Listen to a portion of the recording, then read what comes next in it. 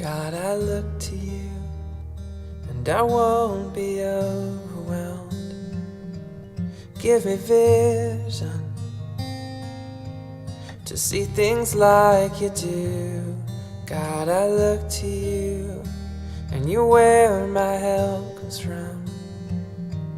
Give me wisdom, you know just what to do.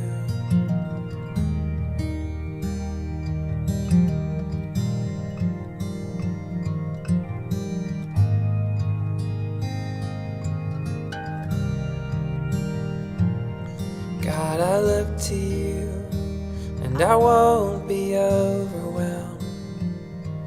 Give me vision to see things like you do. God, I look to you, and you're where my help comes from. Give me wisdom, you know just what to do.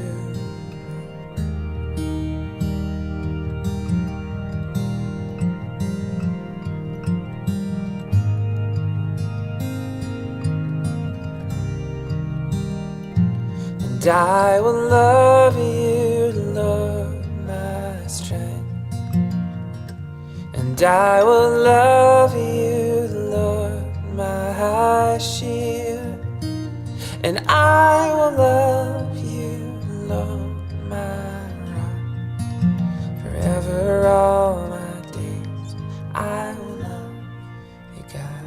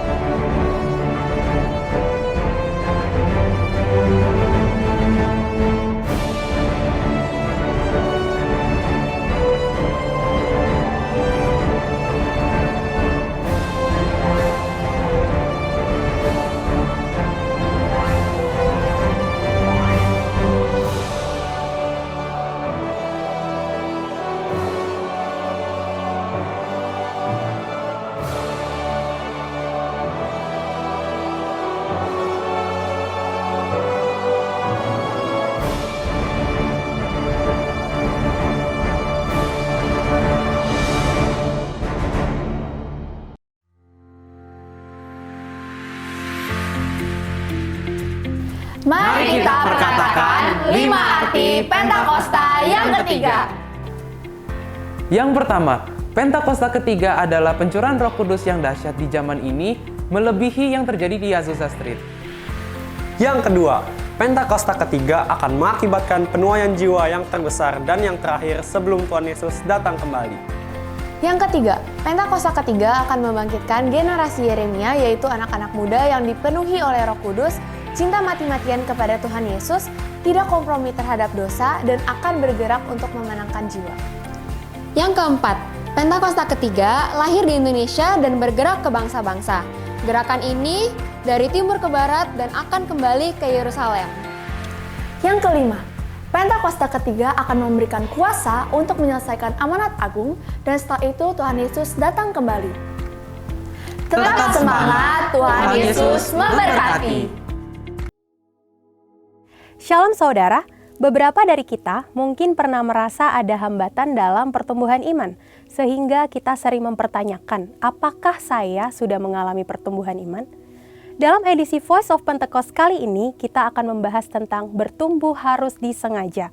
Max Lucado pernah berkata, Tuhan tidak pernah berkata bahwa perjalanan hidup kita akan mudah, tapi Dia berjanji pada saat kita tiba, kita akan merasa bahwa semuanya jadi layak.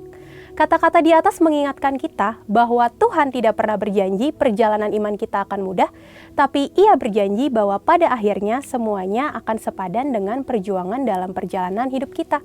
Lalu, apa peran Tuhan dalam pertumbuhan kita? Roma 8 ayat 28-30 berkata, kita tahu sekarang bahwa Allah turut bekerja dalam segala sesuatu untuk mendatangkan kebaikan bagi mereka yang mengasihi Dia, yaitu bagi mereka yang terpanggil sesuai dengan rencana Allah.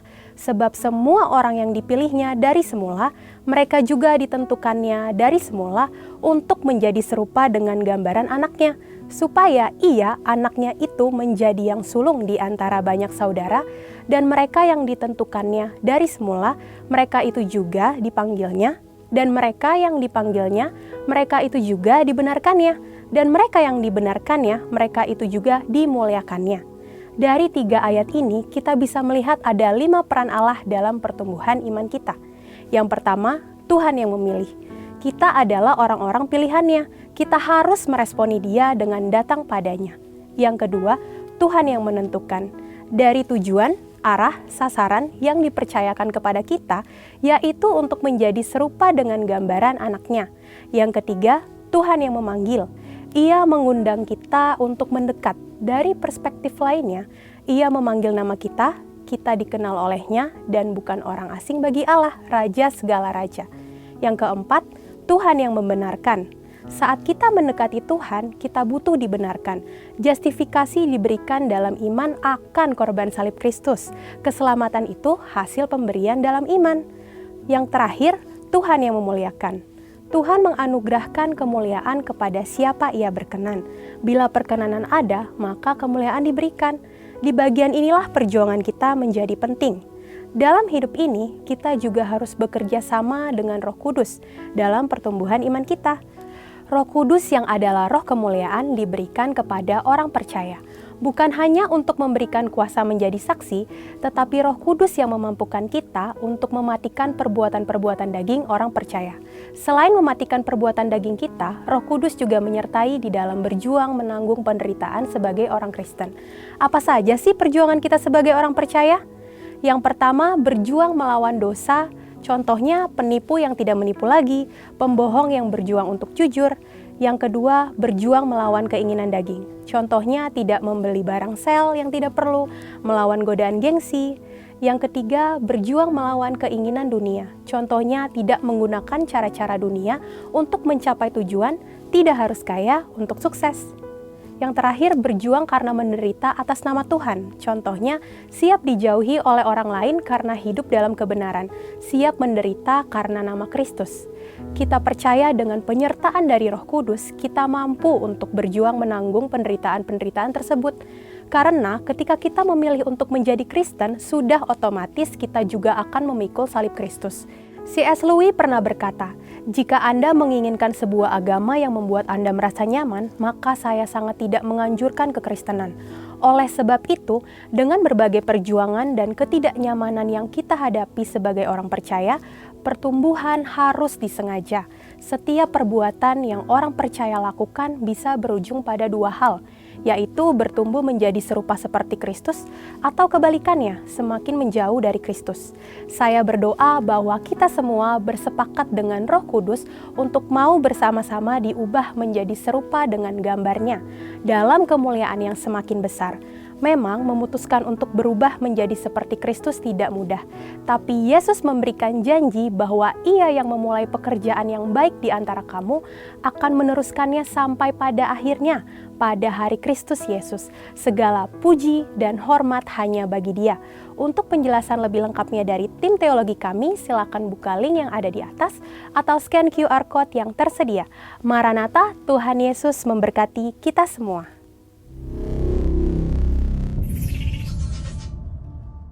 Mazmur 91, dalam lindungan Allah. Orang yang duduk dalam lindungan yang maha tinggi dan bermalam dalam naungan yang maha kuasa akan berkata kepada Tuhan, tempat perlindunganku dan kubu pertahananku, Allahku yang kupercayai. Sungguh Dialah yang akan melepaskan engkau dari jerat penangkap burung, dari penyakit sampar yang busuk. Dengan kepaknya Ia akan menudungi engkau. Di bawah sayapnya engkau akan berlindung. Kesetiaannya ialah perisai dan pagar tembok.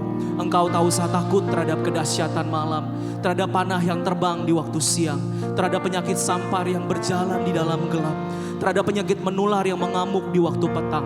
Walau 1000 orang rebah di sisimu dan 10.000 di sebelah kananmu, tetapi itu tidak akan menimpamu. Engkau hanya menontonnya dengan matamu sendiri dan melihat pembalasan terhadap orang-orang fasik. Sebab Tuhan ialah tempat perlindunganmu, yang maha tinggi telah kau buat tempat perteduhanmu. Malapetaka tidak akan menimpa kamu, dan tulah tidak akan mendekat kepada kemahmu. Sebab malaikat-malaikatnya akan diperintahkannya kepadamu untuk menjaga engkau di segala jalanmu. Mereka akan menatang engkau di atas tangannya, supaya kakimu jangan terantuk kepada batu. Singa dan ular tedung akan kau langkahi. Engkau akan menginjak anak singa dan ular naga. Sungguh hatinya melekat kepadaku, maka aku akan meluputkannya. Aku akan membentenginya, sebab ia mengenal namaku. Bila ia berseru kepadaku, aku akan menjawab. Aku akan menyertai dia dalam kesesakan. Aku akan meluputkannya dan memuliakannya. Dengan panjang umur akan kukenyangkan dia, dan akan kuperlihatkan kepadanya keselamatan daripadaku. Boleh kasih tepuk tangan buat Tuhan Yesus, saudara. Mari berikan tepuk tangan lebih lagi buat dia. Katakan haleluya. Haleluya untuk setiap janjimu ya Tuhan. Oh haleluya untuk setiap berkat-Mu. Haleluya untuk setiap perlindungan-Mu, untuk setiap penyertaan-Mu bagi kami ya Tuhan. Oh, mari sama-sama kita buka hati Bapak Ibu Saudara. Kita mulai sembah Dia. Oh, ucapkan syukur-Mu padanya, ucapkan iman-Mu padanya.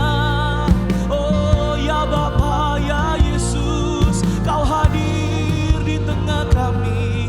Kau hadir di tengah kami. Ya Rarabo Shandaralabaya Shande. Oh ya Rarabaya Shandaralabo. Kami menyembah-Mu Tuhan. Pagi ini kami hampiri tahta-Mu. Kami hampiri tahta-Mu. Sebab Kau bertahta Tuhan, sebab Kau mulia Tuhan. Engkau hadir di tengah kami. Oh ya Rarabaya Shando, ya Rarabaya Shakalarabo. Engkaulah jalan, Engkaulah kebenaran dan hidupku. Oh Kaulah hidupku Tuhan. Kaulah kekuatan bagiku, menara perisai dalam hidupku. Yesus, Yesus, kami berseru Yesus. Ya Rarabo Shakalarabo, ya Rarabo Kalarabaya Shakarabo, ya Rarabo Kalarabaya Rarabo, ya Rarabo. Kami menyembah-Mu Tuhan dalam unity bersama-sama ya Tuhan, sebagai satu keluarga Tuhan, sebagai satu umat yang ditebus oleh darah-Mu ya Tuhan, dan dibenarkan. We are justified, we are redeemed by the blood of Jesus, we are set free by You Lord. Ya Rarabo Shadarabo, ya Rarabo Kalarabaya Shadarabo. Haleluya, haleluya. Mari terus sembah Dia saudara. Angkat kedua tangan kita. Oh, we worship You Lord. Ya Rarabaya Shadarabo. Haleluya. Boleh berikan tepuk tangan yang meriah buat Tuhan Yesus saudara. Oh, kami berikan tepuk tangan yang terbaik buat Allah pembebas kami, Allah penebus kami ya Tuhan. Terima kasih Tuhan. Oh haleluya. Terima kasih Tuhan, terima kasih. Pagi ini kami mau nyembah-Mu lebih dan lebih lagi ya Bapa. Saudara dipersilahkan duduk kembali. Mari kita terus menyembah Tuhan saudara. Pagi hari ini we want to meet You Jesus, as You are our Lord and our Savior. Mari panggil namanya Yesus, jalan kebenaran dan hidup. Yang percaya tak akan binasa, melainkan beroleh hidup yang kekal. Yesus juru selamat dunia. Katakan lagi Yesus.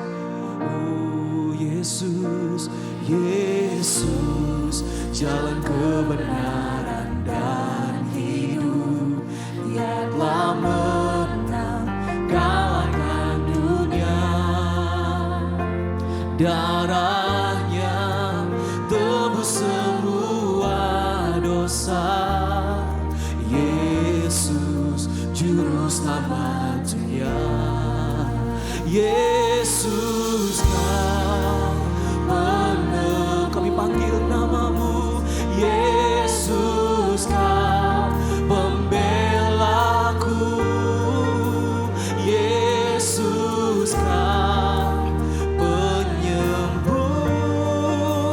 Yesus kau pembebasku. Ini iman kami Tuhan, panggil namanya. Yesus, jalan kebenaran dan hidup, yang percaya tak akan binasa, melainkan beroleh hidup yang kekal. Yesus juru selamat, oh kami memanggilmu. Yesus, jalan kebenaran dan Kau telah menang Tuhan, mengalahkan dunia.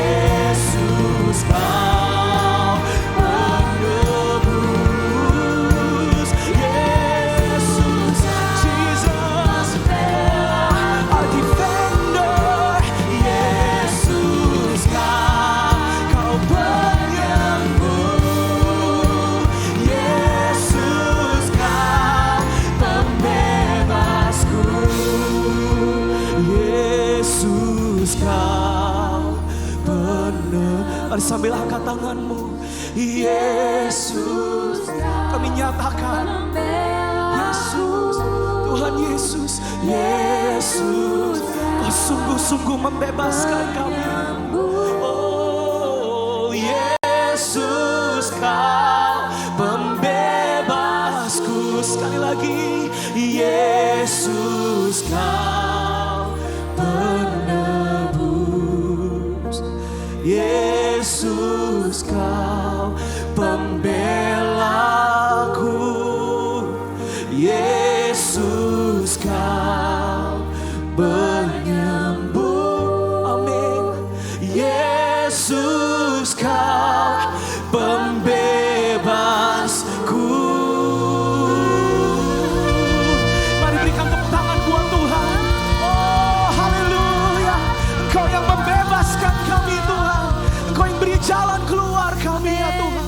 Haleluya, terima kasih. Kami mau terus menyembah-Mu, bersyukur karena kebesaran-Mu di tempat ini ya Tuhan. Terima kasih dalam nama Yesus. Haleluya, sama-sama kita berkata amin. Boleh kasih tepuk tangan yang meriah buat Tuhan Yesus saudara. Sorakan haleluya. Katakan sekali lagi haleluya. Sama-sama kita bertepuk tangan saudara. Kita punya Allah yang perkasa, Allah yang hebat, yang mustahil bagi Dia. Berkuasa, katakan di bumi di surga, kau bertahta, bertahta dalam kemuliaan. Dialah, Dialah Tuhan Allah kita, namanya berkuasa. Siap saudara, angkat tangan berkata, betapa hebat, betapa kuat, dahsyatnya Allah kita. Percaya atas semua perbuatannya. Betapa hebat, betapa kuat, dahsyatnya Allah kita. Tidak ada yang sama denganmu ya Tuhan. Tidak ada yang sama seperti Kau Raja, Tuhan Allah kita. Haleluya. Biar kami rasakan Tuhan kehebatan-Mu. Come on say, berkuasa di bumi di surga, kau bertahta in your glory Lord. Dialah,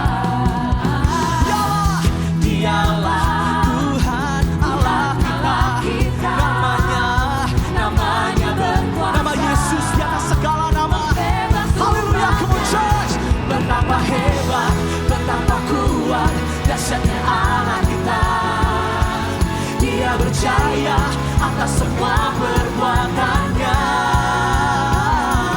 Betapa hebat, betapa kuat, dahsyatnya Allah kita.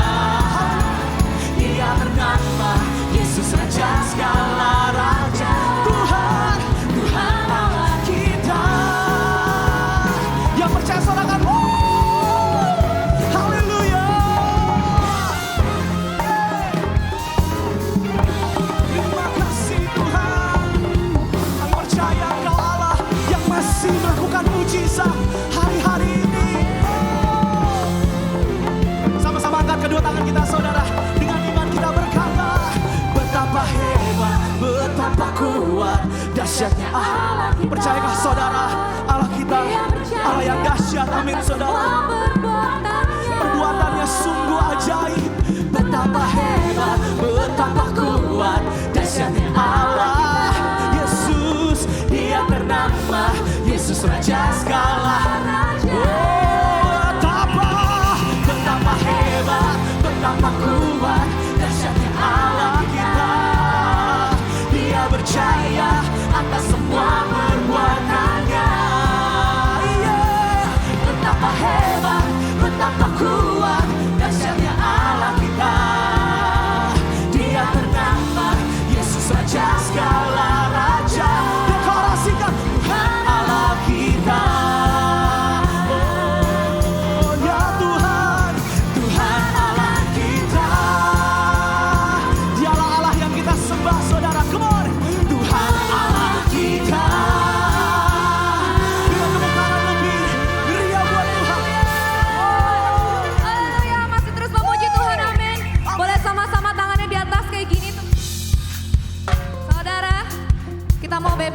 Tuhan hari ini, amin. Kita tinggalin dulu pikiran-pikiran kita, masalah-masalah kita. Kita mau terbang bersama Tuhan, amin. Haleluya, are you ready? 1, 2, 3. Ku kan terbang tinggi di awan bersamamu dalam kemuliaan. Sebab firman-Mu teguh menopang. Amin saudara, bukan aman di dalam-Mu Tuhan. Sekali lagi dengan iman katakan, bukan terbang tinggi di awan bersama Yesus. Dalam kemuliaan. Sebab firman-Mu teguh menopang. Bukan aman di dalam-Mu Tuhan. Haleluya. Kami bersuka cita di dalam-Mu Tuhan. Kau yang menjadi jaminan kami. Haleluya. Sama-sama dengan iman katakan firman-Mu. Firman-Mu Tuhan, kita bagi kakiku. Amin. Janji-Mu terang bagi jalan-jalanku. Kebenaran-Mu menuntunku setiap hari. Ku menantikan-Mu, beri kekuatan. Sekali lagi katakan firman-Mu. Firman-Mu Tuhan, kita bagi kakiku. Janji-Mu, janji-Mu terang bagi jalan-jalanku. Kebenaran-Mu menuntun setiap hari. Amin. Ku menantikan-Mu, beri kekuatan baru. Come on. Ku kan terbang tinggi di awan bersama-Mu Yesus. Bersama-Mu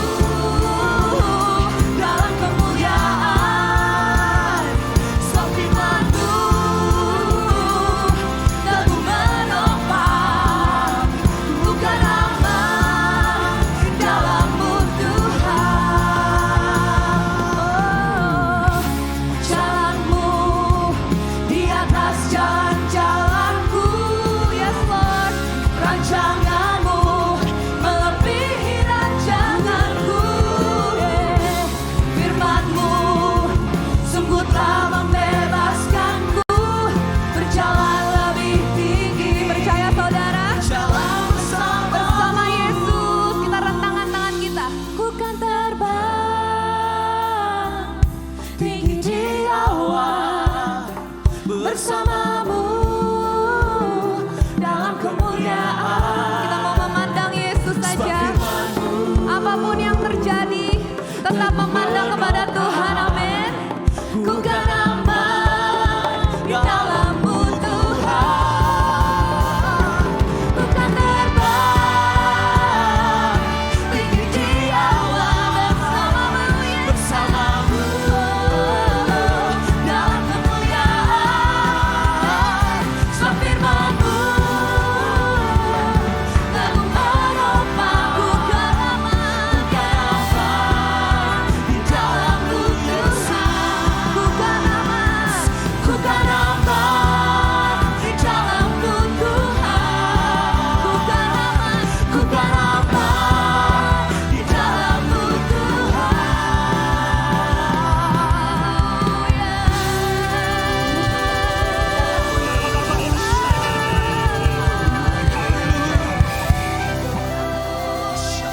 Kita semua mau dibebaskan, kita semua mau berjalan bersama Tuhan, karena Tuhanlah kapten dari kehidupan kita. Amin saudara, biar hari ini kita dapatkan pesan Tuhan buat masing-masing kita, pribadi lepas pribadi. Kita mau pandang Tuhan, kita mau rasakan hadiratnya lebih lagi. Kita mau rasakan apa yang Tuhan mau dalam kehidupan kita, tuntunannya hari demi hari. Kita mau tanggalkan segala beban yang merintangi kita, dan kita mau berlari-lari menuju panggilan Tuhan dalam hidup kita. Haleluya. Haleluya. Thank you Jesus. Kami siapkan hati kami Tuhan.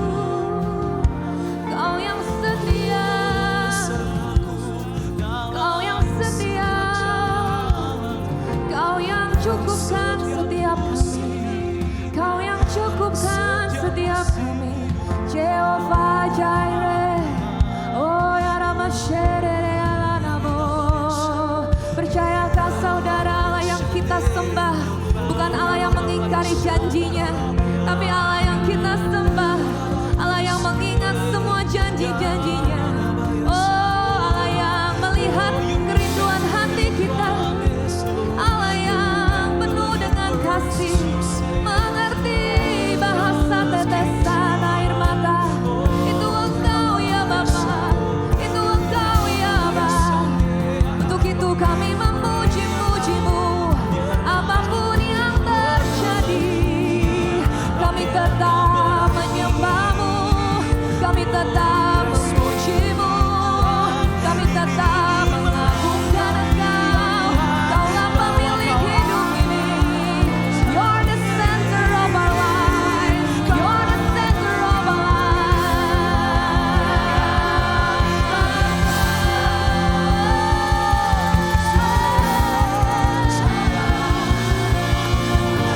We worship you for who you are, King of Kings, Raja di atas segala raja, Allah kami yang layak ditinggikan.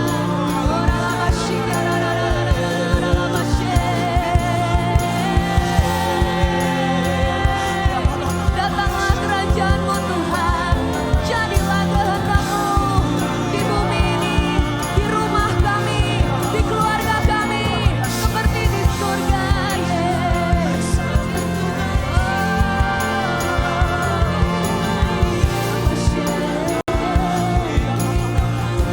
Mari sama-sama kita bangkit berdiri, saudara.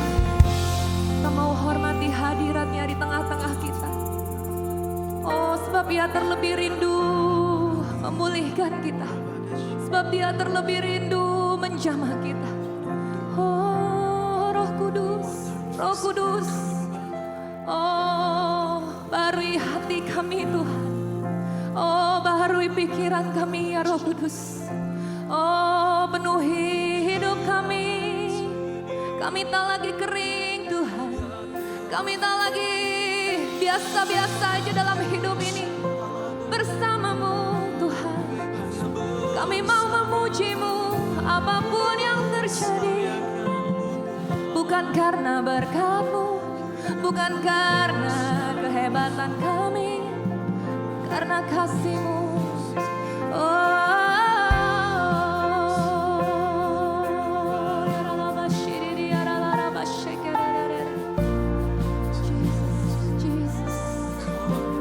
Panggil namanya Yesus, Yesus. Yesus hadir, Yesus yang kami kasihi, Yesus yang kami agungkan.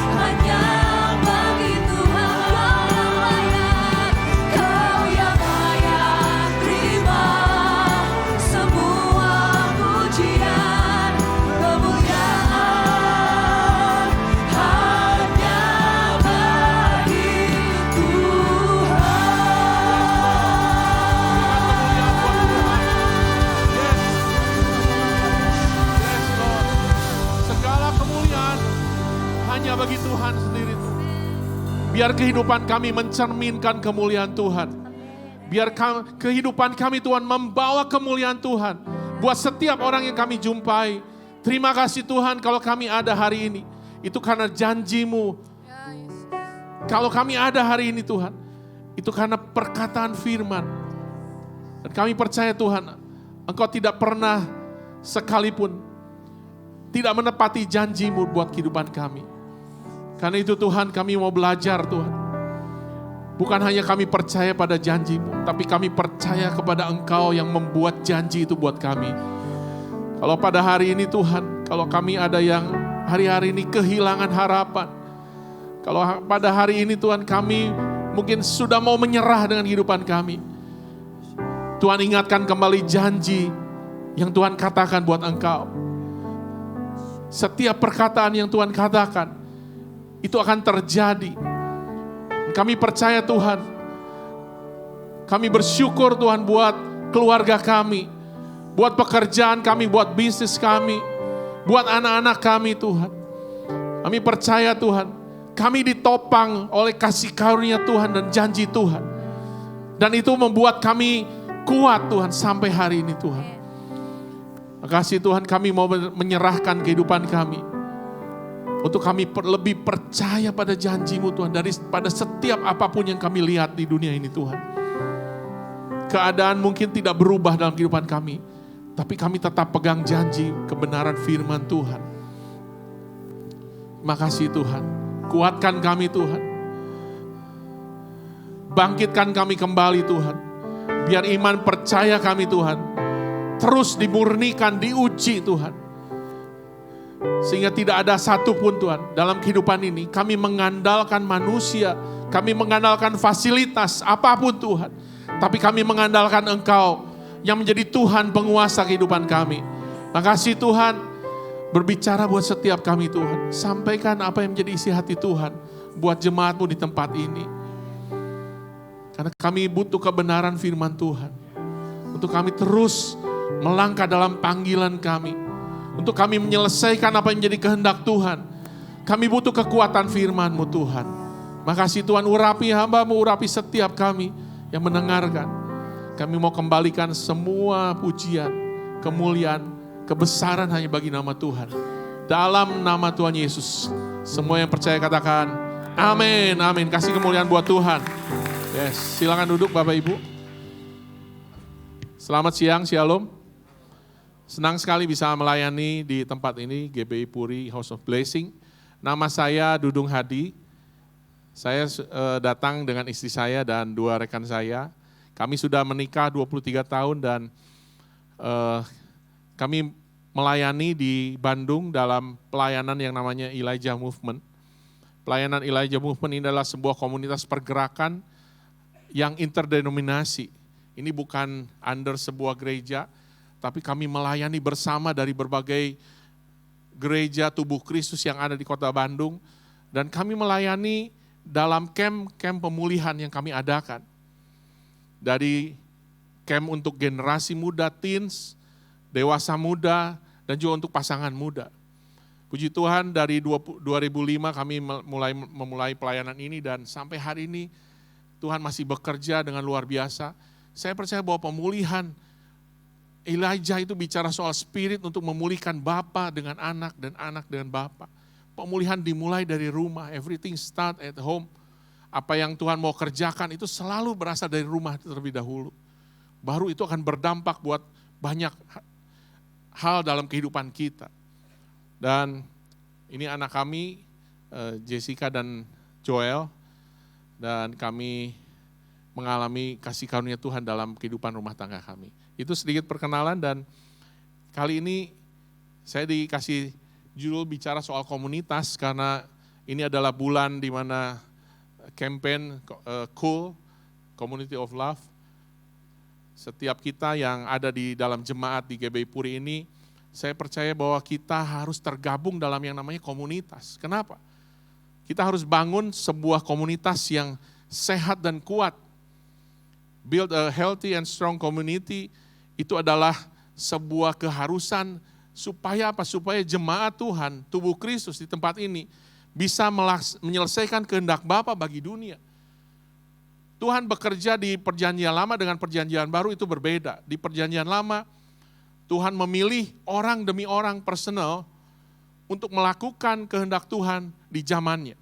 Tuhan pilih Nuh, Tuhan pilih Abraham, Tuhan pilih Daud, kemudian banyak yang Tuhan pilih di perjanjian lama, dan mereka dipilih, dikhususkan untuk melakukan kehendak Tuhan di zamannya.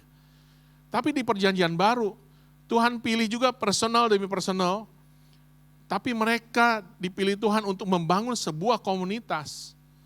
Karena lewat komunitas ini Tuhan mau bekerja untuk menyelesaikan kehendak Tuhan, menuntaskan apa yang jadi pekerjaan Tuhan, apa yang sudah Tuhan Yesus mulai dalam pelayanannya 3,5 tahun di muka bumi ini.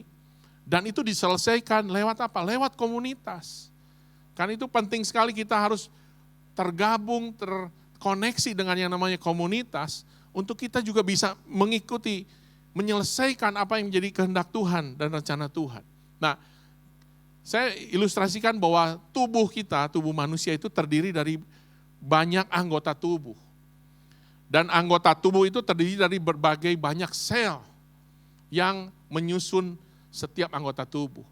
Sel itu adalah organisme terkecil yang menjadi dasar sebuah kehidupan. Tahukah Bapak Ibu bahwa tubuh kita itu terdiri dari bukan jutaan, bukan miliar, triliun sel yang menyusun tubuh kita. Ada sel darah, sel lemak, sel kelenjar, kemudian sel otot, ada banyak sel. Sel yang terkecil adalah sel sperma, sel yang terbesar adalah sel telur yang bisa dilihat dengan mata. Dan sel itu ada 210 jenis sel.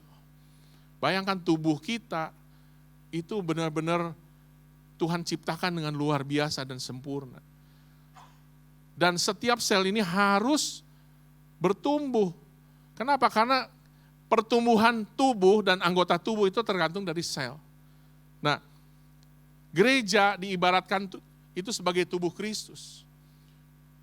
Di dalam 1 Korintus 12 ayat 12 sampai 14 dan 27 berkata demikian, karena sama seperti tubuh itu adalah satu, dan anggota-anggotanya banyak, dan segala anggota itu sekalipun banyak merupakan satu tubuh, demikian pula Kristus. Sebab dalam satu roh kita semua, baik orang Yahudi, baik orang Yunani, baik budak, baik orang merdeka, telah dibaptis menjadi satu tubuh, dan kita semua diberi minum dari satu roh. Karena tubuh juga tidak terdiri dari satu anggota, tetapi atas banyak anggota. Kamu semua adalah tubuh Kristus, dan kamu masing-masing adalah anggotanya. Kalau gereja diibaratkan sebagai tubuh Kristus, dan ada banyak anggota tubuh, dan dari anggota tubuh itu banyak sekali sel-sel yang menyusun dari setiap anggota tubuh. Demikian pula kita sebagai satu komunitas tubuh Kristus secara lokal, gereja lokal di tempat ini, itu terdiri dari berbagai banyak anggota. Makanya anggota yang ada di tempat ini itu harus tersusun rapi, terikat satu sama lain. Supaya apa? Supaya bisa mengalami pertumbuhan. Kita dihisapkan ke dalam tubuh Kristus, ke dalam anggota tubuh Kristus ketika kita lahir baru.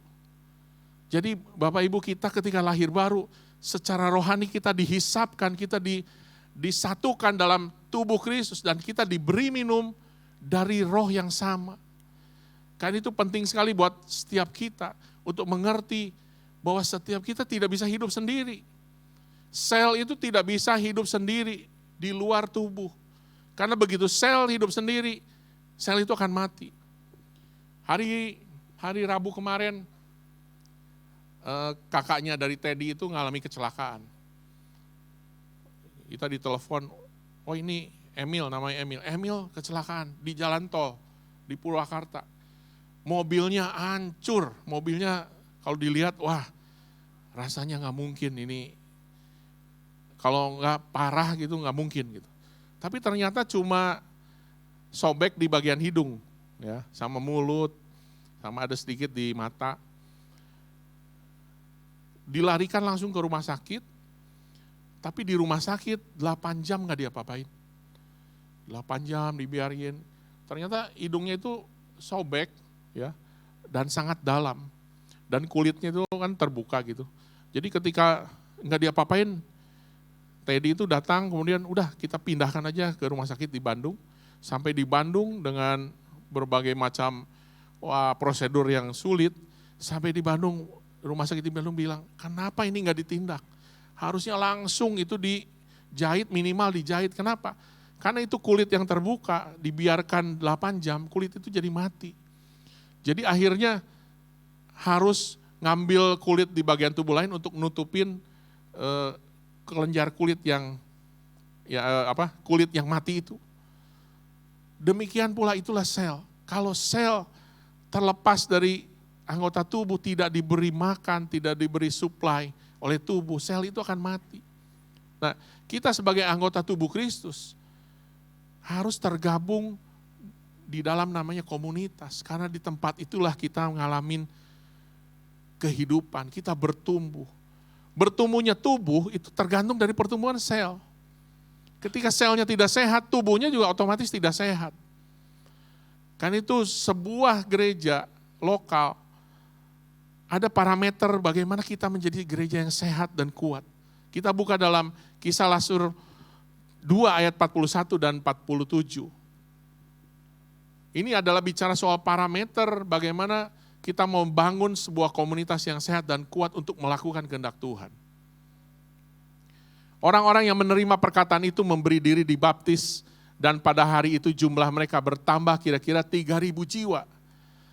Sebuah KKR pertama ketika murid-murid mengalami kepenuhan Roh Kudus dan itulah sebuah ibadah yang mungkin spektakuler di zaman itu. Sehingga ada 3.000 orang memberi diri untuk dibaptis. Bayangin 3.000 di zaman kala itu adalah angka yang luar biasa. Tapi lihat ayat 43, mereka bertekun dalam pengajaran rasul-rasul dan dalam persekutuan. Jadi 3.000 jiwa yang bertobat, yang dibaptis, mereka terhisap dalam sebuah komunitas. Mereka bertekun bersama, belajar pengajaran rasul-rasul, di mana kita percaya bahwa pengajaran rasul-rasul itu bicara soal khotbah Yesus di bukit. Matius 5-7, itu bicara tentang banyak hal keseharian, bagaimana seorang percaya hidup di tengah-tengah dunia. Itu pengajaran rasul-rasul dan mereka hidup dalam persekutuan. Dan mereka selalu berkumpul untuk memecahkan roti dan berdoa. Maka ketakutanlah mereka semua sedang rasul-rasul itu mengadakan banyak mujizat dan tanda. Dan semua orang yang telah menjadi percaya tetap bersatu. Dan segala kepunyaan mereka adalah kepunyaan bersama. Kemudian, dan selalu ada dari mereka yang menjual harta miliknya, lalu membagi-bagikannya kepada semua orang sesuai dengan keperluan masing-masing. Dengan bertekun dan sehati mereka berkumpul tiap-tiap hari dalam bait Allah. Mereka memecahkan roti di rumah masing-masing secara bergilir dan makan bersama-sama dan dengan gembira dan dengan tulus hati sambil memuji Allah dan mereka disukai semua orang dan tiap-tiap hari Tuhan menambahkan jumlah mereka dengan orang yang diselamatkan. Ada 7 parameter yang menjadi parameter bagaimana kita punya komunitas sehat atau kuat. Yang pertama adalah mereka bertekun dalam firman melalui pemuridan. Kita semua ketika kita lahir baru, Tuhan memperbaharui roh kita. Tuhan mengembalikan kembali keintiman kita dengan Tuhan dalam roh. Tapi jiwa kita perlu diperbaharui dari hari ke hari. Cara kita berpikir, bagaimana kita merasakan perasaan kita, emosional kita. Semua keputusan yang kita ambil, itu perlu dikuduskan. Sanctification itu terjadi setelah kita menerima karya salib Tuhan dalam kehidupan kita. Dan pengudusan itu terjadi lewat apa? Lewat pemuridan. Kita dibimbing, kita diajar, kita dimentor. Parameter komunitas yang sehat yang pertama adalah mereka semua jemaat bertekun dalam pengajaran firman melalui pemuridan. Yang kedua, mereka selalu membangun hubungan satu sama lain. Hubungan yang dimaksud itu bukan hubungan sekedar hubungan permukaan, Tapi mereka saling kenal, mereka tahu apa yang menjadi pergumulan masing-masing.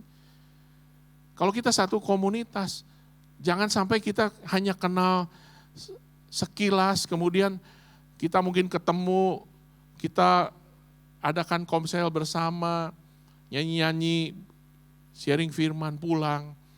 Tapi kita nggak tahu apa yang mereka alami dalam kehidupan mereka. Mereka nggak punya hubungan yang deep. Persekutuan di sini diterjemahkan dalam bahasa aslinya adalah koinonia. Koinonia itu adalah sebuah hubungan intim. Hubungan yang benar-benar menjadi saudara satu sama lain. Yang siap berkorban, siap membackup apapun yang terjadi dalam kehidupan mereka. Itulah komunitas yang sesungguhnya. Yang ketiga, saling mendoakan. Di komunitas kami, ketika awal-awal komunitas Pasutri, ada banyak mereka yang memiliki masalah dalam kandungan sehingga sulit untuk punya anak. Mungkin lebih dari 5 pasang lah. Ada yang dokter menyatakan nggak mungkin ini punya anak. Karena apa? Sel spermanya udah mati. Nggak mungkin ini karena sel telurnya terhalang oleh kiste dan sebagainya. Harus dioperasi, harus apa. Tapi kita saling mendoakan apa yang jadi beban pergumulan. Kita doa. Dan apa yang terjadi? Yang keempat, mengalami mujizat dan tanda ajaib.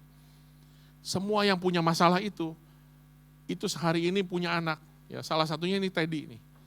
Anaknya 2. Padahal dokter udah vonis tidak mungkin dia punya anak. Sel spermanya mati, nggak ada yang hidup.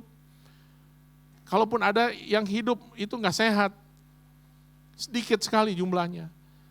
Tapi ketika kita berdoa, yang tadinya harus dioperasi karena nggak mungkin kalau nggak dioperasi, nggak mungkin punya anak. Ada kiste yang cukup besar menghalangi sel telur. Kita doa hamil. Sampai dokter bilang, ini mujizat ini. Kamu kan nggak dioperasi kan? Enggak, ini mujizat. Nggak mungkin, harusnya nggak bisa punya anak.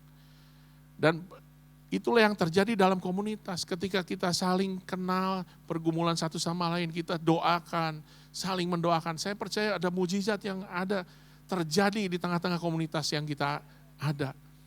Kemudian kita hidup bersama sebagai keluarga.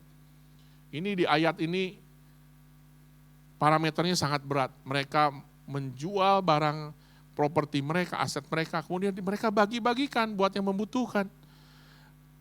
Itulah arti hidup sebagai keluarga.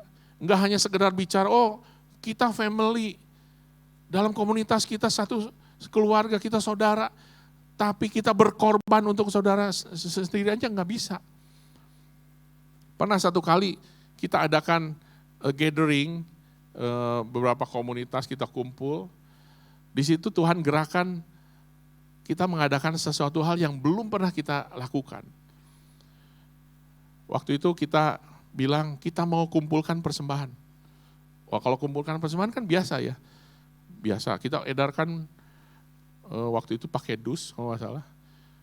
Oke, kemudian setelah semuanya terkumpul, dihitung setelah ada jumlah tertentu, kemudian kita bilang, edarkan sekali lagi persembahannya.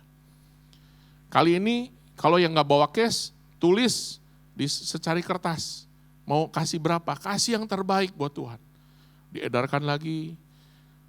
Setelah diedarkan, wah dilihat, wah lumayan ada yang nulis. Ya, bukan janji iman, tapi mungkin karena nggak bawa cash, jadi dia tulis aja. Terus setelah terkumpul kita bilang, sekali lagi edarkan. Diedarkan lagi itu. Dus itu diedarkan. Setelah yang ketiga terkumpullah sejumlah uang, kemudian kita lakukan simulasi. Simulasinya gini. Ini persembahan bukan buat pelayanan kita. Ini persembahan bukan buat siapa-siapa. Ini persembahan kita taruh di tengah. Sekarang siapa yang membutuhkan, yang lagi terdesak, yang lagi ngalamin kesulitan keuangan, yang lagi benar-benar membutuhkan keuangan, maju ke depan ambil. Ambil secukupnya. Terserah mau ambil berapa. Ini biasa, malu-malu kucing kan ya. Kalau ditantang gitu, waduh malu nih. Nggak ada yang maju. Wah ini gimana nggak ada yang maju? Kita tantang yang kedua, oke, karena mungkin agak gimana gitu ya, kalau wah ngambil, ketahuan, wah ini kamu lagi butuh. Oke, sekarang gini, siapa yang tahu saudaranya yang sedang membutuhkan sesuatu, coba ambil sejumlah uang dan kasihkan. Nah, kalau digituin baru ada ya. Ada yang ke depan, ada yang ambil, nggak tahulah jumlahnya berapa, kemudian dikasihkan ke orang yang ada yang hadir di sana. Nah, ada satu suami istri yang dia nggak, ketika ditantang itu dia nggak maju, tapi ada temennya yang tahu bahwa dia tuh membutuhkan, dia ambil dan dia kasihkan. Ketika dikasih, itu satu pasang itu nangis.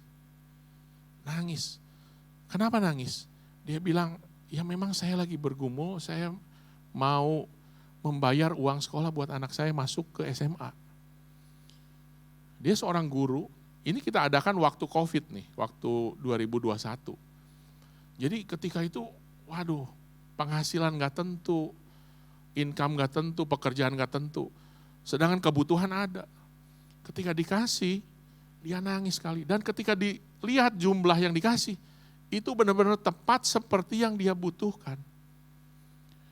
Nah, itulah kehidupan komunitas sebagai keluarga. Sebenarnya nggak bicara hal-hal yang terlalu muluk-muluk. Sesuatu hal yang simple, kita belajar memberikan sesuatu kepada mereka yang membutuhkan dalam komunitas ini. Itulah kehidupan kita sebagai keluarga. Yang keenam, memuliakan Tuhan melalui kesaksian hidup yang nyata. Saya percaya komunitas yang sehat dan kuat, isinya adalah orang-orang yang punya kesaksian hidup yang nyata. Bukan orang-orang yang menjadi batu sandungan buat banyak orang di tempat kerjanya, di tempat bisnisnya. Dikenal dengan orang-orang yang suka, kalau sama dia bayarnya nggak tentu. Kalau bisnis sama dia, bayarnya nggak pernah dibayar, lama bayarnya. Suka tipu, suka ciak duit orang, Tapi orang-orang yang ada di komunitas yang sehat dan kuat adalah orang-orang yang punya kesaksian hidup yang nyata. Yang ketujuh, mereka adalah pemenang jiwa buat orang-orang yang belum mengenal Tuhan. Itu adalah komunitas yang sehat. Kita lihat bahwa di zaman Rasul-Rasul tadi, KKR yang 3.000 orang itu diadakan cuma sekali. Mereka nggak ngadain KKR itu terus tiap bulan, karena ini sukses KKR-nya kita adain lagi tiap bulan. Enggak. Kenapa? Karena memenangkan jiwa, mereka lakukan lewat komunitas. Dikatakan di sini bahwa tiap-tiap hari Tuhan menambahkan jumlah orang-orang yang dimenangkan. Itulah komunitas yang sehat. Nah sekarang bagaimana caranya kita membangun komunitas yang sehat dan kuat? Kita ingin punya komunitas yang punya parameter, 7 parameter tadi yang kuat. Bagaimana kita mau bangun? Yang pertama adalah bahwa dalam komunitas itu harus terjadi shifting from me to others mindset. Kita harus berpindah fokus dari diri sendiri kepada orang lain. Pada hakikatnya bahwa setiap kita manusia yang berdosa, itu mereka menjadi manusia yang egois. Kenapa? Karena dosa membuat kita hidup untuk diri kita sendiri. Kita memuaskan apa yang jadi hawa nafsu kita sendiri. Itulah kulturnya dosa. Tapi ketika kita ada dalam komunitas, kita mau bangun komunitas yang sehat, kita belajar berpindah dari fokus pada diri sendiri kepada orang lain.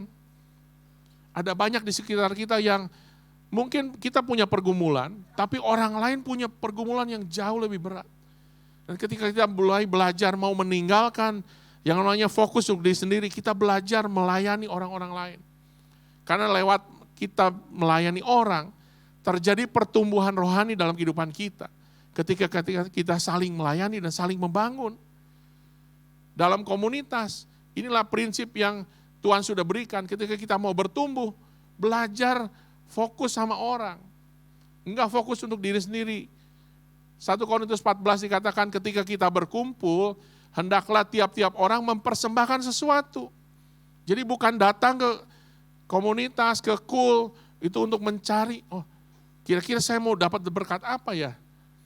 Kita belajar untuk membagikan sesuatu, mempersembahkan sesuatu.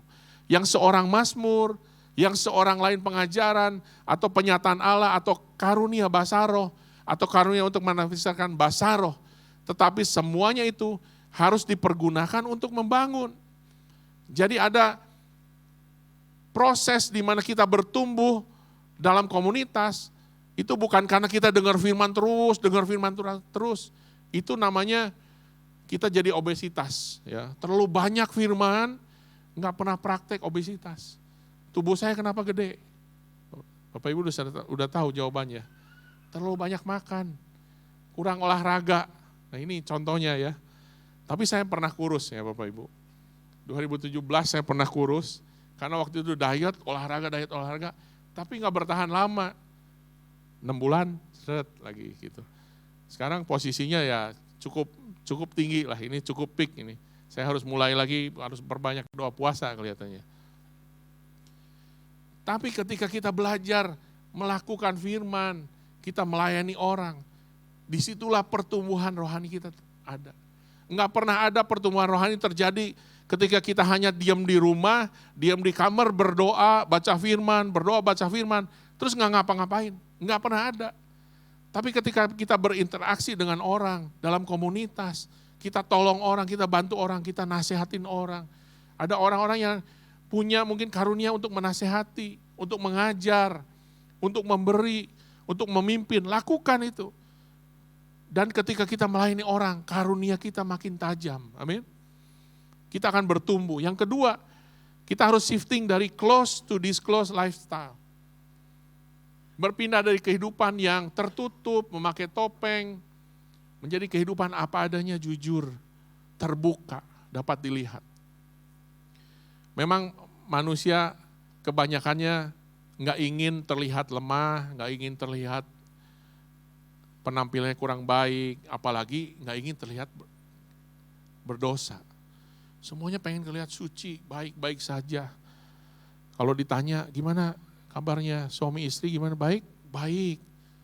Padahal kalau nanya istrinya gimana, nangis langsung istrinya. Ternyata pergumulannya berat.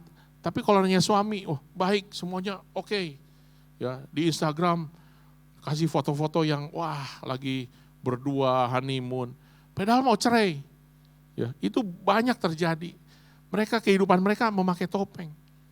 Tapi dalam komunitas, kita harus belajar melepaskan semuanya topeng-topeng yang kita pakai. Kita hidup apa adanya, kita harus belajar terbuka.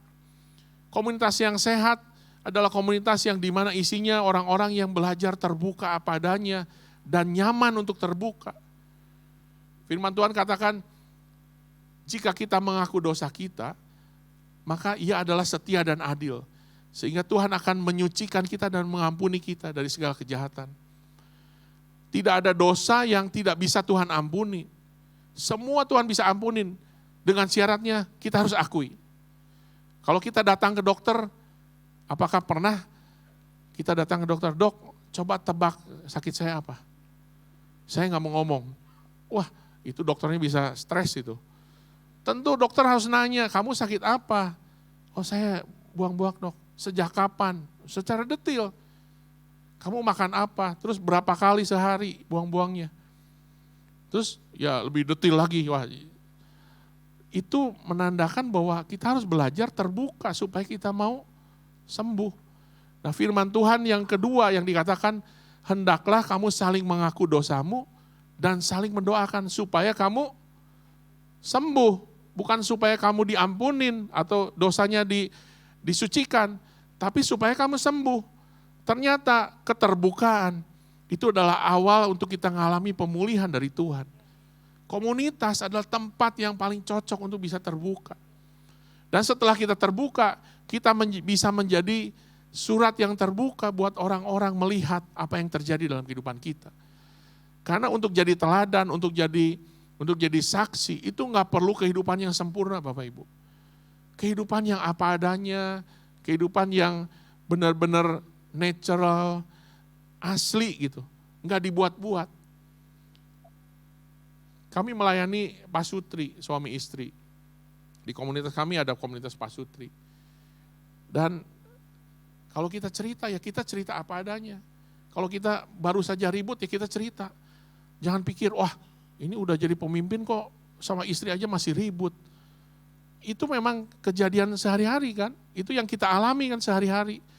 Tapi kalau kita mau terlihat pengen baik, wah Saya nggak pernah ribut, udah 2 tahun saya nggak pernah ribut. Itu bohong Bapak Ibu. Suami istri nggak pernah ribut tuh bohong. Coba colek suaminya, istrinya bilang, kamu suka ribut nggak? Nah itu dilihat. Pasti. Dan itu biarkan orang-orang yang ada dalam komunitas itu tahu apa yang sedang terjadi dalam kehidupan kita. Supaya mereka bisa mengenal, membaca kehidupan kita. Yang ketiga, bagaimana kita membangun sebuah komunitas yang sehat dan bertumbuh. Shifting from a strangers to a family members. Kita harus berpindah dari kehidupan sebagai orang asing menjadi bagian dan anggota keluarga rohani. Kadang-kadang jadi orang asing itu enak, ya. Kalau saya jalan-jalan liburan atau memang ada kerjaan ke luar negeri, saya paling senang itu ngelihat kehidupan nyata, aktivitas nyata dari orang-orang lokal di sana. Saya pengen tahu. Jadi saya suka pagi-pagi keluar hotel, setelah breakfast jalan-jalan ke pasar. Ngelihat mereka lagi belanja. Lagi tawar-menawar lagi itu.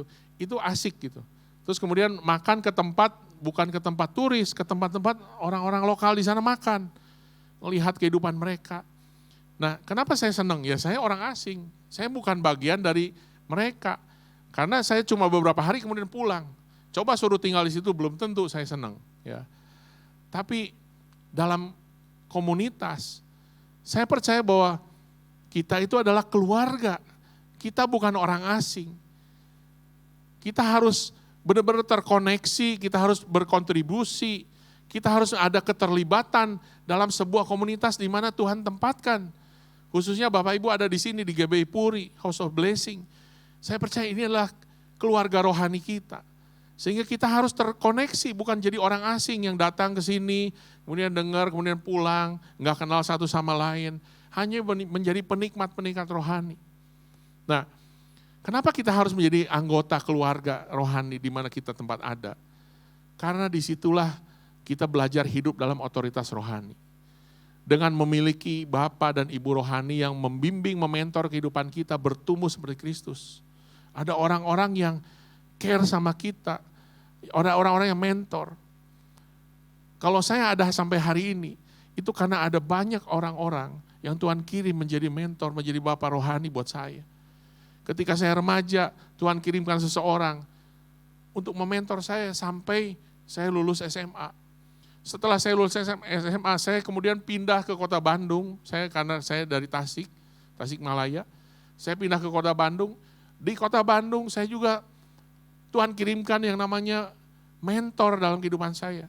Membimbing saya ketika saya mahasiswa. Mereka benar-benar tanya detail, kamu sudah saat teduh belum? Kamu sudah baca firman belum? Kamu sudah bayar perpuluhan belum? Kamu sudah ke gereja enggak?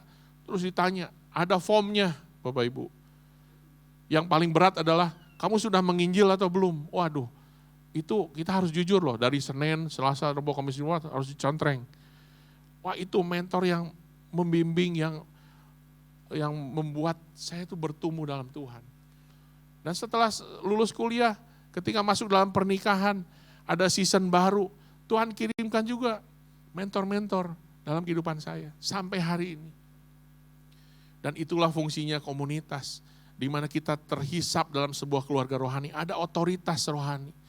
Seperti 1 Tesalonika 5 ayat 12 berkata demikian, kami minta kepadamu saudara-saudara supaya kamu menghormati mereka yang bekerja keras di antara kamu, yang memimpin kamu dalam Tuhan dan yang menegur kamu.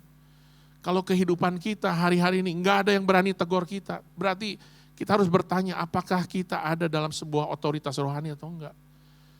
Enggak ada yang tegur, hidup kita bebas, free. Wah, pantas kita enggak bertumbuh. Enggak ada orang yang bimbing, enggak ada orang yang tahu apa yang jadi kelemahan kita, apa yang harus kita rubah dalam kehidupan kita. Nah, hari ini saya minta Brother Teddy untuk share sesuatu apa yang dia alami, bagaimana dia mengalami banyak hal ketika dia ada dalam satu komunitas. Teddy ini ketemu dengan saya 2007, waktu itu masih single, masih muda, Ya, hari ini masih muda tetap ya. Dan sejak 2007 itu dia banyak sekali pertumbuhan yang luar biasa dalam kehidupannya ketika bergabung dalam sebuah komunitas. Boleh cerita, Ted? Boleh. Thank you, Kodung. Shalom semua, nama saya Teddy, halo. Saya mau bagi kesaksian dari apa yang Tuhan kerjakan dalam hidup saya. Pertumbuhan yang Tuhan berikan dalam hidup saya. Kalau dibilang orang gereja gitu ya, orang Kristen ya, tanda kutip gitu ya. Ya saya dari kecil tuh ke gereja. Mama kan paksa gitu kan ya, sekolah minggu gitu. Saya pengen nonton Doraemon, gak boleh sekolah minggu. Gitu. Jadi saya kenal gereja, tahu sekolah minggu dari kecil. Tapi itu gak pernah ada impact apa-apa dalam hidup saya. Saya tumbuh sampai SMP, sampai SMA. Bahkan di kuliah saya mulai ikut pelayanan, ikut komsel. Saya gak pernah ngalamin Tuhan secara pribadi. Jadi saya cuma dengar Tuhan tuh hebat dan keren di luar. Dari buku rohani yang saya baca, dari orang-orang yang saksian di depan seperti ini sekarang gitu ya. Saya dengar, wah Tuhan tuh luar biasa, Tuhan itu bla bla bla baik buat saya. Tapi saya nggak pernah dapet Tuhan tuh buat saya itu apa gitu. Nah, saya nggak tahu posisi Bapak Ibu di sini udah berapa lama ada di Puri Indah. Tapi ada satu ciri-ciri yang saya pribadi, karena saya pernah ngalamin ya, saya tahu gitu. Kehidupan bergereja itu nggak harusnya seperti itu. Bergereja kalau kita punya sebuah gereja dan komunitas yang sehat, seharusnya ada pertumbuhan yang Tuhan bawa dalam hidup kita secara pribadi seharusnya. Yang bikin kita bikin kita jadi mengenal Tuhan lebih lagi. Pengen mengasihi Tuhan lebih lagi, itu ciri-cirinya tuh. Kalau kita lagi nggak ada di level itu sekarang, hati-hati. Apa kita lagi bergereja, tadi kalau Dudung kasih istilah itu penikmat-penikmat rohani doang. Cuma datang hari Minggu, dengerin khotbah, pulang, selesai. Senin Sabtu dosa lagi gitu kan ya.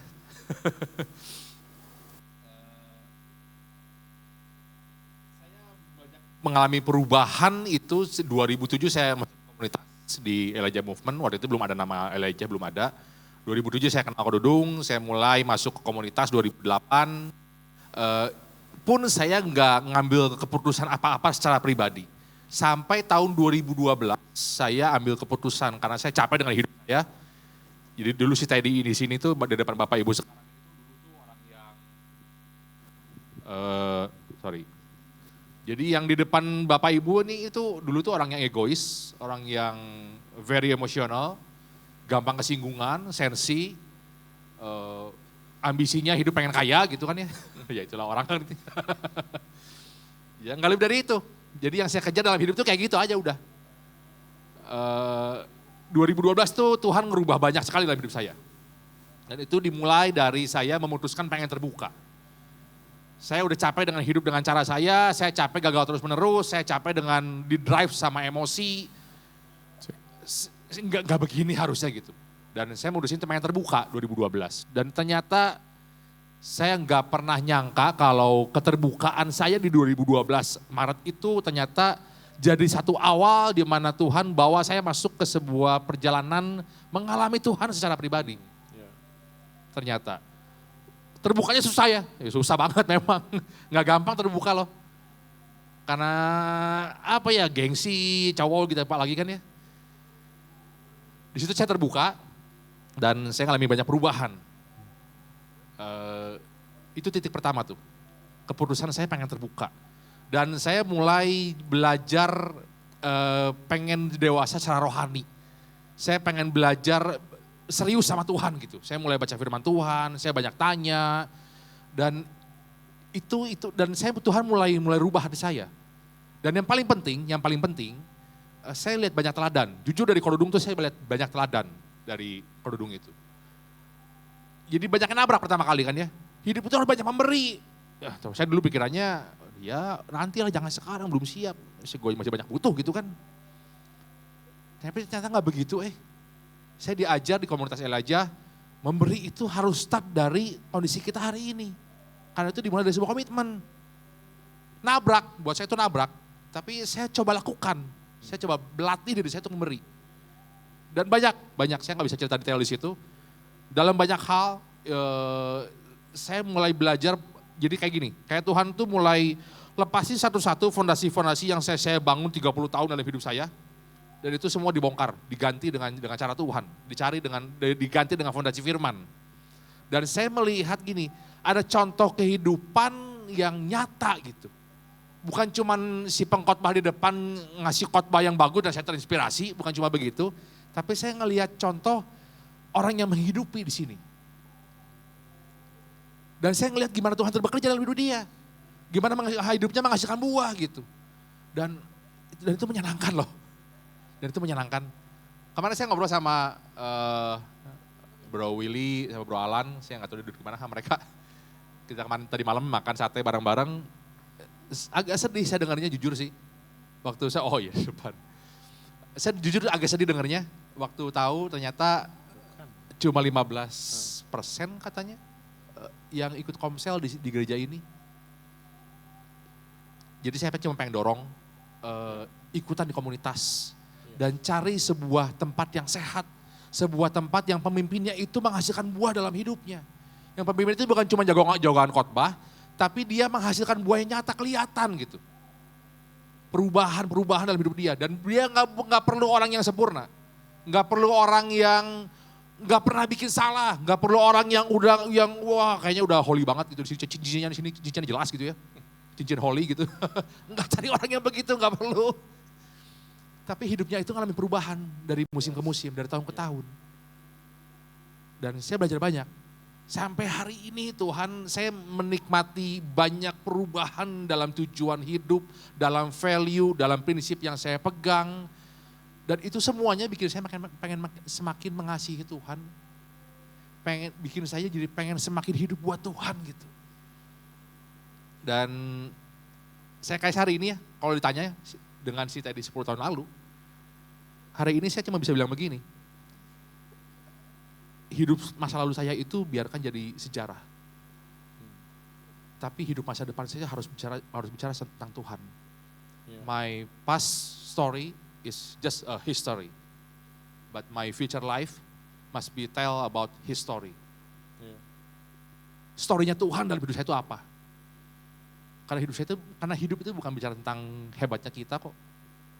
Yang kayak gitu tuh udah puluhan tahun kebukti. Orang yang meninggal 5 tahun juga dilupakan. Nggak jadi apa-apa. Pengen dorong ayo masuk komunitas. Bertumbuh bareng-bareng. Berbuah bareng-bareng. Ngalamin Tuhan bareng-bareng gitu. Supaya jangan jadi orang Kristen yang mandul. Tapi hidupnya ngasilin buah. Thank you. Yes, thank you Ted. Kasih tepuk tangan buat Teddy. Di bagian akhir ketika kita sudah membangun komunitas yang kuat dan sehat, kita harus lakukan kehendak Bapa di 6 area ini sebagai satu komunitas. Saya singkat dengan singkatan STRONG. Yang pertama adalah share the gospel. Membawa kabar baik. 3 orang kategori yang kita harus bawa kabar baik. Yang pertama adalah buat mereka yang dalam mengalami kesengsaraan, mereka yang bergumul dalam penderitaan, mungkin dalam proses, dalam masalah-masalah dalam kehidupan, bawa kabar baik buat mereka.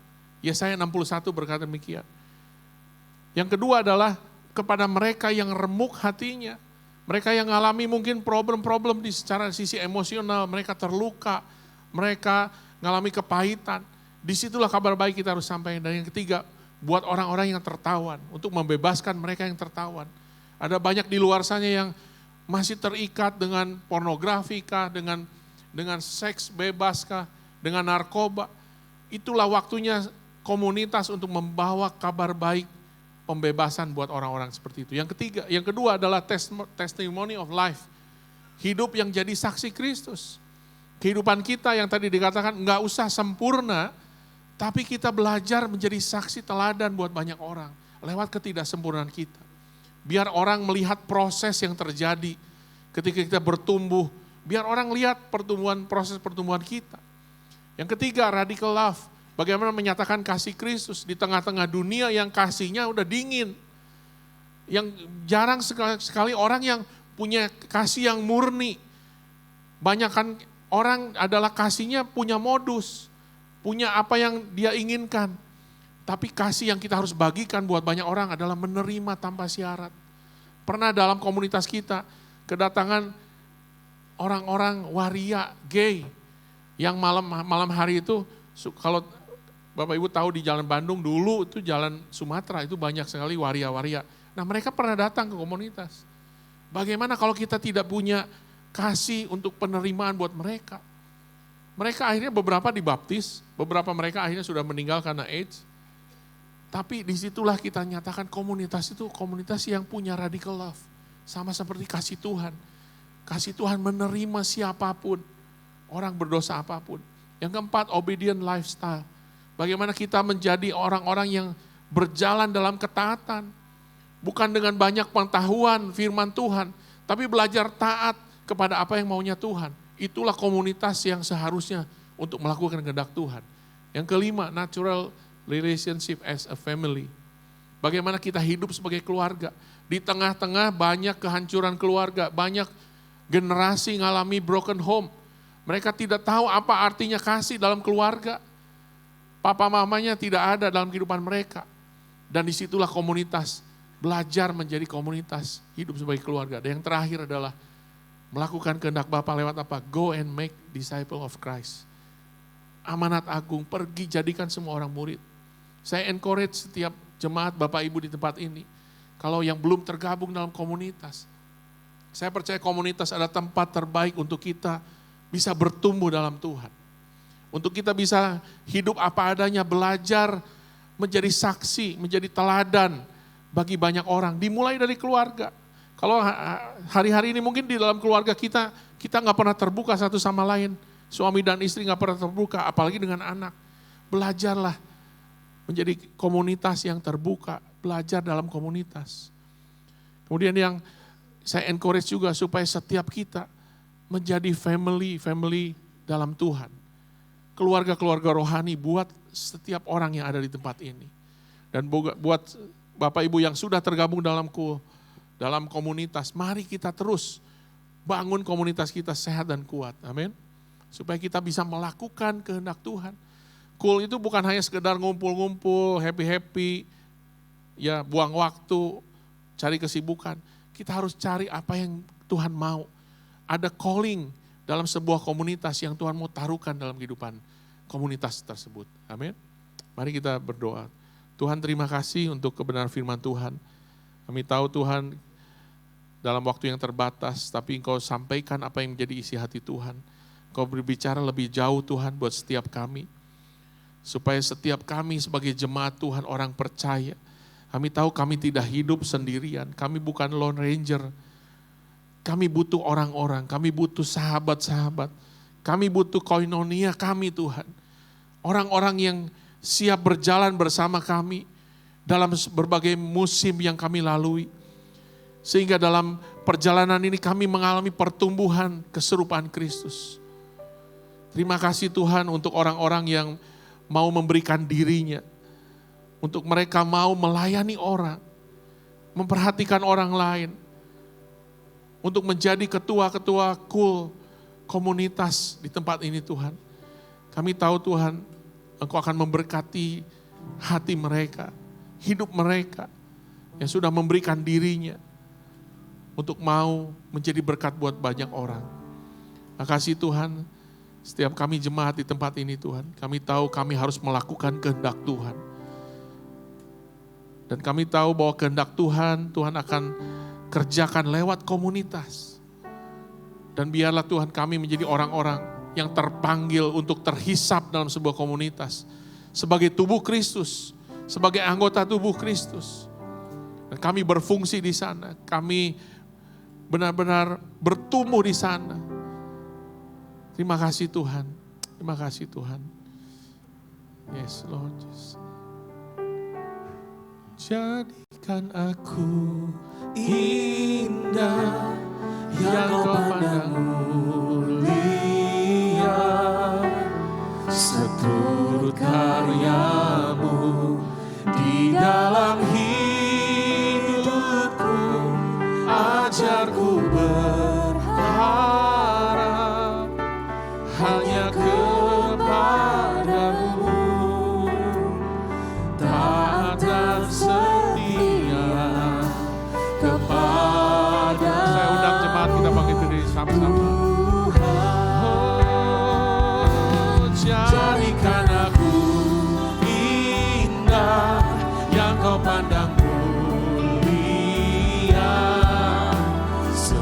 istri saya untuk berdoa buat firman Tuhan. Di dalam hidupku ajarku berharap hanya kepadamu, taat dan setia kepadamu Tuhan.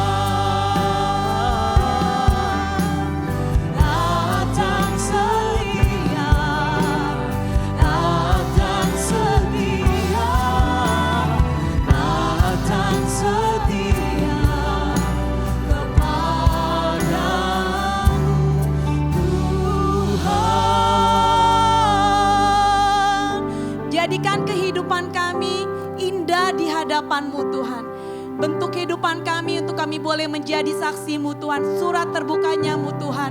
Lewat kehidupan kami, perkataan kami, apapun yang kami lakukan. Kehidupan kami boleh menjadi teladan buat orang-orang sekitar kehidupan kami Tuhan. Dan kami mau terikat dalam satu komunitas yang hidup takut akan Tuhan. Untuk kami berakar, bertumbuh bersama. Terlebih kehidupan kami menghasilkan buah Tuhan. Kehidupan kami menjadi alat-Mu Tuhan dimanapun kami berada. Untuk menjadikan semua bangsa murid-Mu Tuhan. Dan kehidupan kami boleh membawa orang-orang boleh mengenal Engkau. Terima kasih Tuhan, pakai kehidupan kami dimanapun kami yang berada Tuhan. Kami tidak sempurna, tapi kasih-Mu yang menyempurnakan kami. Berikan kami punya hati yang mau menjadi berkat. Kehidupan kami yang hati yang mau jadi teladan buat orang-orang sekitar kami. Sehingga orang-orang sekitar kami terlebih yang belum mengenal Engkau boleh mengenal Tuhan dan menerima Tuhan sebagai Juru Selamat. Terima kasih Tuhan. Biarlah firman yang sudah dibagikan itu termaterai dalam kehidupan kami. Kami menjadi pelaku-pelaku firman-Mu. Di dalam nama Tuhan Yesus kami telah berdoa dan bersyukur. Yang percaya boleh katakan, amin.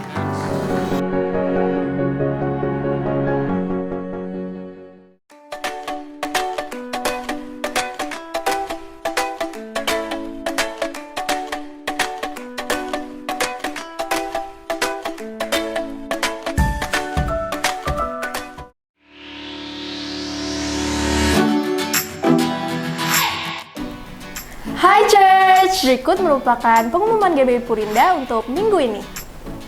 Hadirilah ibadah Women in Christ setiap Kamis jam 10 pagi di GBI Purinda Mall, basement G4, zona merah.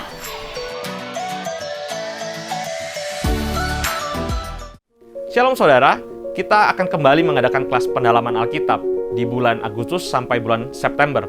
Dalam 2 bulan ini kita akan membahas kitab Efesus. Kita akan belajar dari Rasul Paulus mengenai nilai-nilai praktis dalam kehidupan iman kita. Kenapa?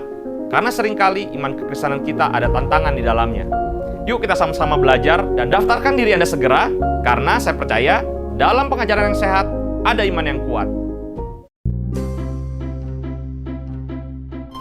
Hai Church, jadi sekarang di GBI Purinda kita memiliki micro community yang namanya Puri Intergen Community. Di situ kita terbuka untuk berbagai jenis umur dan juga gender. Di komunitas ini kita akan melakukan berbagai aktivitas-aktivitas seru bersama-sama, seperti olahraga basket, futsal, bulu tangkis. Kita juga terbuka untuk kalian tertarik belajar mengenai entrepreneurship ataupun parenting. Dan khusus wanita, kita ada komunitas khusus wanita yaitu Women of Wisdom. Pokoknya masih banyak deh keseruan lainnya. Buat kalian yang tertarik, langsung aja scan QR di samping ini atau daftarkan diri Anda ke counter GBI Purinda. Tuhan Yesus memberkati.